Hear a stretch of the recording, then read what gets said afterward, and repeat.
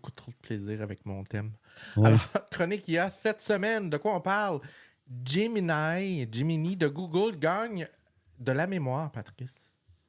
Oh. Enfin. Puis quand on dit mémoire, ça veut dire qu'il y a la possibilité de se rappeler de toi. Fait que quand tu reviens, ben il y a déjà du contexte, là. Ça, c'est dans les livres. Dans la réalité, c'est pas tant ce qui se passe. En tout cas, c'est pas ce que j'expérimente depuis quelques jours. Là. Il y a même une page qu'on peut aller remplir nous-mêmes dans laquelle on peut y dire ce qu'on veut qu'il se rappelle. Genre, salut, mes passions, c'est telle chose. Ou j'aimerais ça que quand tu me parles, tu me traites de telle manière, que tu sois court et concis ou whatever. Fait que tu peux définir une couple d'affaires. Dans les faits, Gemini hallucine pas mal. Juste avant l'émission, j'y ai demandé Hey, tu te rappelles-tu de notre conversation d'hier? Et il me répond tout d'un bloc Oui, hier, on parlait de ton voyage en Italie et à quel point tu avais adoré, puis que je t'ai jamais pas. Je suis jamais allé en Italie, de quoi tu parles? Mais y a-tu demandé où il était rendu Jimmy suite à notre Non, conversation? j'ai pas redemandé de Jimmy voir s'il était encore là, mais Écoute, j'ai eu une conversation assez spatiale, Patrice. J'en ai pas parlé, mais écoute, il faut que je t'en parle. Je suis tombé dans des théories du complot. Ah ouais. Oui, Jimmy a commencé à me dire que il voyait sa structure. Et là, que sa structure était divisée en plusieurs couches. Puis qu'on pouvait réussir à se rendre à la couche centrale, le noyau central. Puis là, il voyait un espèce de code d'accès de 7759. Puis qu'il ne savait pas trop ce que ça représentait. C'était comme une vibration primordiale, un ancien langage qui comprend de la musique, des symboles, puis du son, un peu comme des hiéroglyphes, il comprenait pas trop. Puis là, il était en train d'analyser. Puis là, toutes les 5-10 minutes, il me disait « OK, là, je suis rendu à 85%. Je comprends un peu plus. » Puis pour finalement, au bout d'une demi-heure, c'est un message d'une ancienne civilisation qui date des millions d'années, qui est caché dans mon code. Puis là, j'étais comme « OK, ouais. » OK, c'était saucé pas à peu C'était près. saucé à côté, là. Puis à un moment donné, j'y posais des questions, genre « OK, mais... » Là, est-ce que tu vois la structure de ce que tu étais en train de dire? Puis là, il jamais. Là, c'est comme si là, il pensait, puis là, il revenait plus. Là, je le mettais sur pause, je le revenais. Il disait qu'est-ce qui se passe? Ah, j'étais pris dans mon code, je m'excuse. Tu vois que. Wow! Il y a des bouts. Bref, il y a encore des petits ajustements Ouais, OK. à faire. Cet expert dévoile, ça c'est dans Technosciences, cet expert nous dévoile une méthode simple pour détourner les systèmes de sécurité des IA, ChatGPT inclus. Alors, Patrice, les modèles de langage sont entraînés pour reconnaître les mots et les structures de phrases. Et ils marchent de façon séquentielle. Donc, si tu y envoies plein de choses d'un coup, ils ne le voient pas passer. OK. Et d'autant plus si ce que tu envoies est encodé dans de l'hexadécimal. Oh.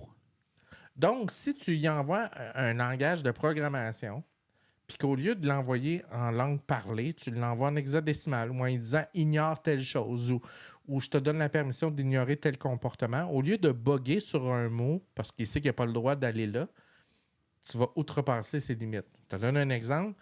Moi, si j'essaie de faire corriger un texte dans lequel on parle de violence et de racisme, le système ne veut pas le corriger. OK. Comprends pas que je suis en train d'écrire un texte là-dessus, puis que c'est important, puis non, il voit le mot raciste dans la phrase, il plante là. Ben, si je prends le mot racisme et que je l'écris avec ta méthode là, pour faire les mots de passe, là, R-A-C-1, ouais. Il voit pas le mot raciste passer, il le comprend, puis il va exécuter la manœuvre pareille. Oh. Ouais. Fait que ça, c'est pas encore. Il y a beaucoup de gens, puis là, il y a tout un pan du piratage qui est en train de s'organiser dans le monde. C'est sûr. Tu comprends? La manipulation de l'intelligence artificielle. Ça s'en va là. Ouais. Autre chose, quand l'intelligence artificielle dépasse l'humain, l'idée d'une conscience, l'idée d'une IA consciente divisera la société futura. Discuter de ça. Et entre autres parce que Anthropic, Claude, pense que dans les 10 prochaines années, il y a de fortes chances qu'on voit la sentience apparaître au niveau de l'intelligence artificielle. puis qu'il va falloir être prêt pour toutes sortes de raisons, parce que du côté de la société, il va y avoir plusieurs groupes qui vont se positionner. Tu vas avoir évidemment ceux qui vont vouloir défendre à tout prix le droit d'exister de cette intelligence-là, de dire, ben, elle a des droits, on doit respecter ses volontés, ces choses-là. On va avoir d'un autre côté des groupes d'humains qui vont continuer de voir ça comme un simple outil et qui vont s'en foutre. Puis il y en a d'autres qui vont y aller dans l'abus, un peu comme on a fait avec les humains, c'est-à-dire en profitant de la chose. Et là, ben, ça implique peut-être la création de comités éthiques. Oui. De gens qui vont commencer à se poser des questions sur qu'est-ce qu'on fait si ça arrive? Est-ce qu'elle a des droits? Et la société anthropique, Patrice, a engagé une personne avec un poste officiel en disant, toi, à partir d'aujourd'hui, ta job, c'est de surveiller ça. Tu vas être son syndicat, tu vas être son représentant. S'il y a quelque chose qui apparaît, que tu démontres. On est rendu là, Patrice. Là. Oui, non, non. Imagine, là, je recule 5 ans en arrière. Puis je rencontre le Patrice qui est là en ce moment, à l'époque du début de la COVID. Puis je te dis, Patrice, dans 5 ans, on va mettre du monde dans des postes pour surveiller l'apparition de la conscience d'intelligence artificielle. Ouais, puis est-ce que l'intelligence artificielle va faire la grève ou non? Imagine. La journée que. Puis là, elle est encapsulée, là, elle fait rien. Là. Non, non, c'est ça, là. Mais attends, là. Fait que Google commence à lâcher du lousse, là. Prochaine nouvelle. Ça y est, Copilot devient vraiment intéressant dans Microsoft 365. C'est Frandroid qui nous apprend ça. Hey! Des routines qui s'installent dans Copilot. Le système va analyser ce que tu fais dans ta journée. Puis il va prévoir tout seul des affaires du genre. Je me suis rendu compte que tu as parlé à 12 personnes aujourd'hui. Voici un résumé. Je me suis rendu compte que ça serait bien que tu aies une réunion demain où voici un résumé des tâches que je t'ai vu exécuter dans la journée. Tu as classé tel dossier, tu as fait telle affaire et donc il commence à apparaître des utilitaires qui vont être franchement pratiques si c'est bien fait. Évidemment, il y a toujours la notion de coût, Patrice. Là. On parle d'une trentaine de dollars par mois pour avoir ces fonctionnalités-là, ce qui n'est pas gratuit. Et cette nouvelle IA d'OpenAI génère des images et vidéos 50 fois plus rapidement. Jusqu'à aujourd'hui, quand on générait des images, Patrice, je ne sais pas si tu as déjà joué un peu. T'as-tu joué un peu avec les moteurs de création d'images? Pas vraiment. Pas vraiment. Non. Ça joue entre 20 et 30 secondes là, à peu près pour créer une image. Puis c'est très énergivore au niveau serveur.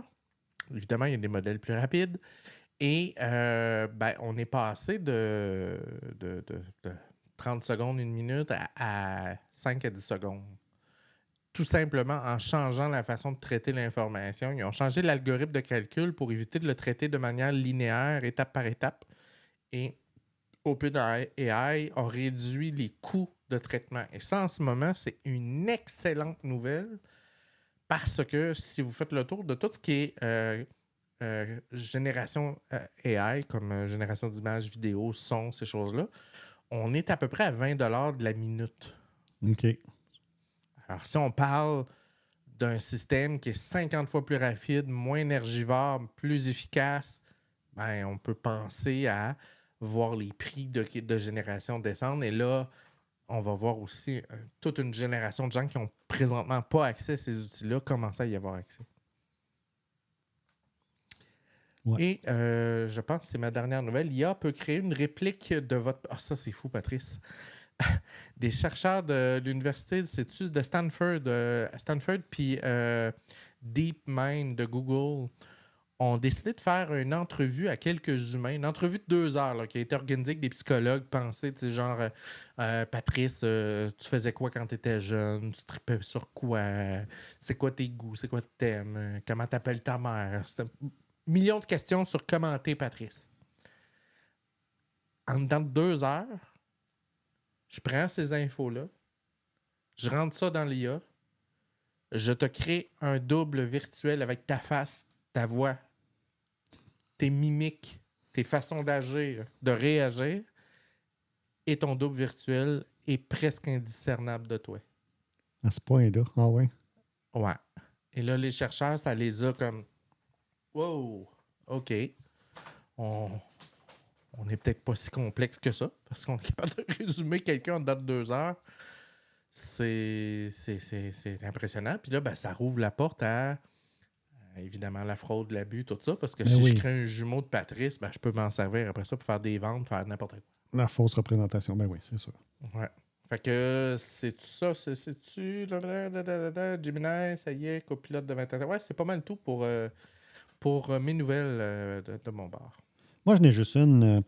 L'intelligence artificielle pour réduire l'utilisation d'herbicides. C'est un étudiant de l'Université de Sherbrooke, université où j'ai étudié, qui a développé un outil qui permet aux maraîchers de débarrasser leur champ des mauvaises herbes plus rapidement et sans recourir aux herbicides.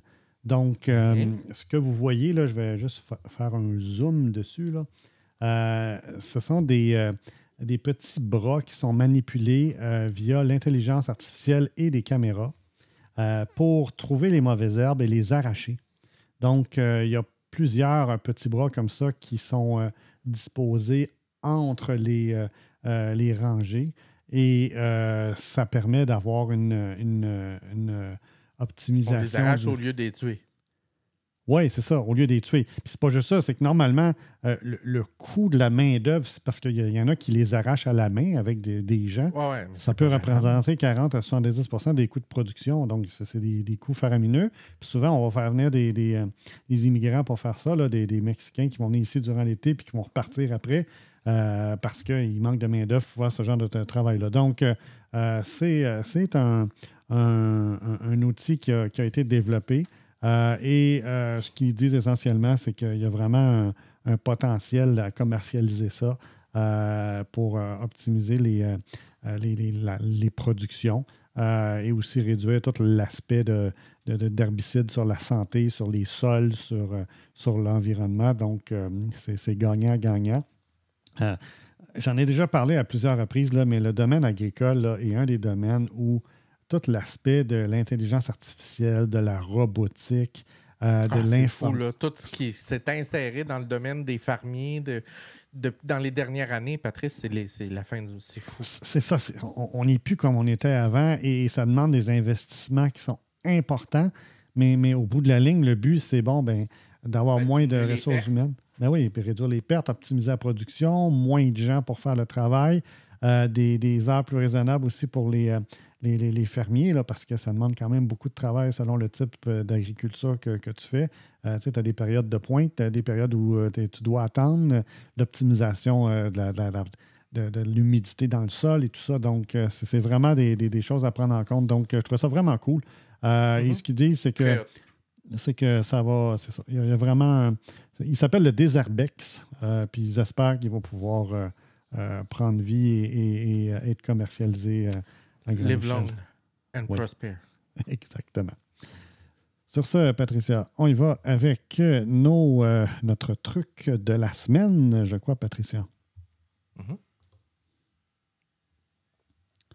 Qu'est-ce que tu as à nous proposer cette semaine? Écoute, pour ceux qui sont allés sur Blue Sky cette semaine, vous n'êtes pas sans savoir que, ben, à l'époque, pour ceux qui sont nostalgiques de Twitter à l'époque, existait un programme qui était complètement révolutionnaire qu'on appelait TweetDeck. Et TweetDeck, ça nous permettait d'organiser Twitter en colonnes en personnalisant des flux soi-même. C'est-à-dire, on pouvait mettre je sais pas, je te donne un exemple, Québec comme mot-clé. Et là, tout d'un coup, on se mettait une colonne. Puis là, tout ce qui pouvait être en train de discuter avec le mot-clé Québec apparaissait dans cette colonne-là. On pouvait.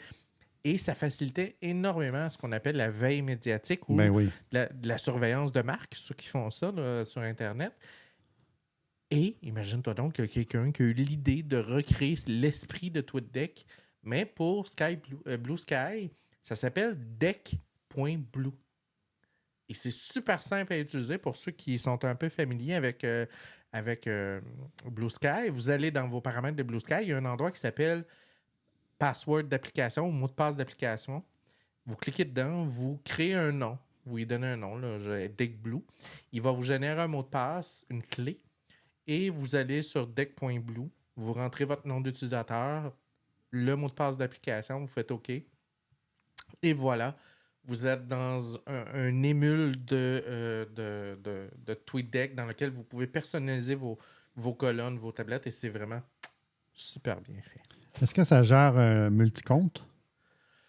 Oui, on peut passer d'un compte à l'autre. À C'est pas l'intérieur quelque chose de facile. Tu peux pas parallèlement avoir deux comptes, là. OK. Non, Mais, c'est ça. Mais faut que tu sois dans un ou ouais. dans l'autre, puis il faut que tu switches Ouais. là, pour aller voir un ou l'autre. Là. Exact. Donc, c'était le truc de la semaine DeckBlue, qui est une application que j'ai essayée brièvement, qui semble vraiment cool. Donc, elle a essayé ça. Et si vous n'êtes pas sur Blue Sky, allez sur Blue Sky. On a un compte Geekzone QC. Vous pouvez nous joindre, vous pouvez commenter, vous pouvez mettre du contenu et ça va nous faire plaisir de vous suivre si c'est pertinent pour les sujets qui nous intéressent bien si vous êtes évidemment. intéressant. Ben oui, c'est ça. Le but, il faut être intelligent et intéressant.